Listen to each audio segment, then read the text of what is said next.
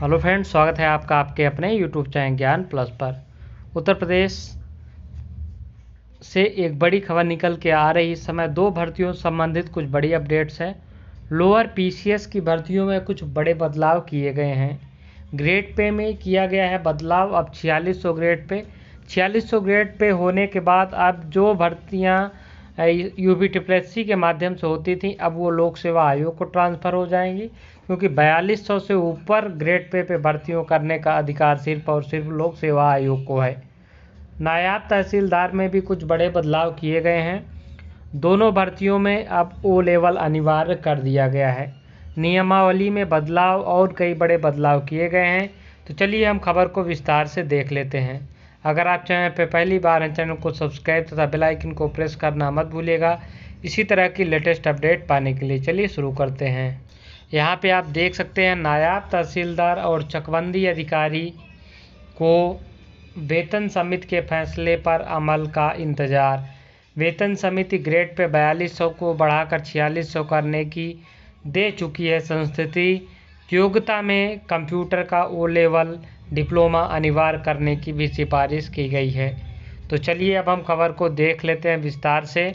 प्रदेश सरकार राज्य वेतन समिति की संस्तुतियों की पोर्टली खोले तो कई संवर्गों के कर्मियों की वेतन विसंगतियां दूर हो सकती हैं।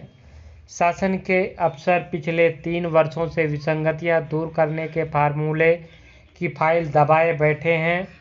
राजस्व विभाग के अंतर्गत प्रदेश के नायब तहसीलदार, एनटी और सहायक चकबंदी अधिकारी, एसीओ लंबे समय से वेतन विसंगतियों दूर करने की मांग कर रहे हैं।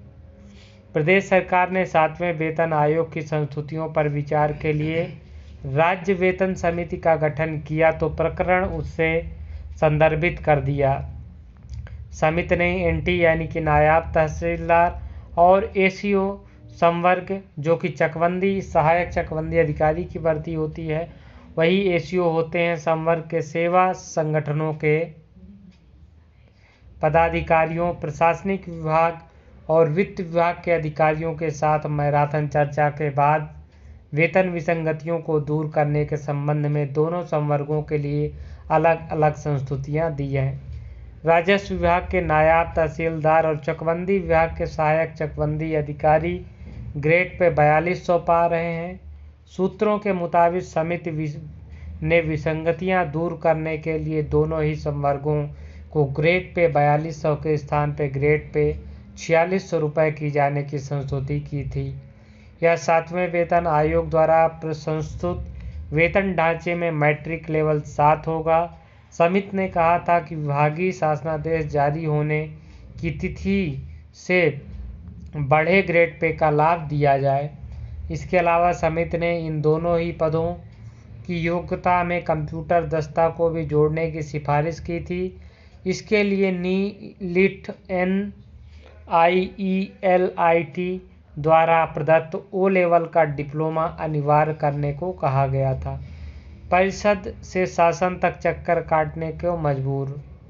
जानकार बताते हैं कि समिति ने अपनी संस्तुतियां फरवरी 2018 में दी, लेकिन वित्त विभाग ने इस पर निर्णय की कोई कार्रवाई नहीं की।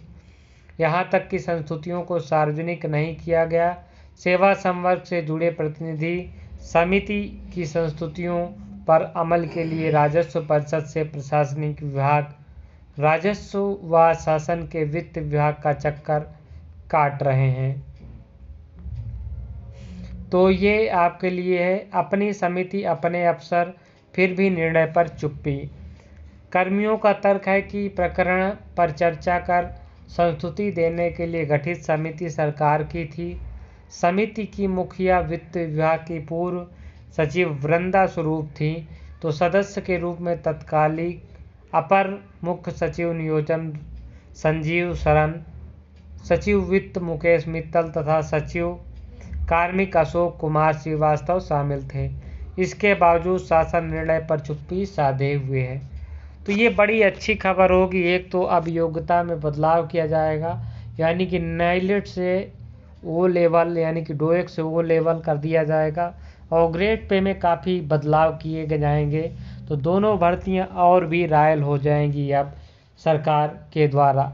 तो जो लोग इनकी तैयारी कर रहे हैं वो मेहनत में से और लग जाएं, क्योंकि ये दोनों में ग्रेड पे में बदलाव होगा तो निश्चित रूप से पद का ओहदा भी बढ़ेगा। तो ये रही अपडेट आप सभी के लिए। इस वीडियो में इतना ही, मिलेगा अगली वीडियो में, तब तक के लिए जय हिंद जय भारत।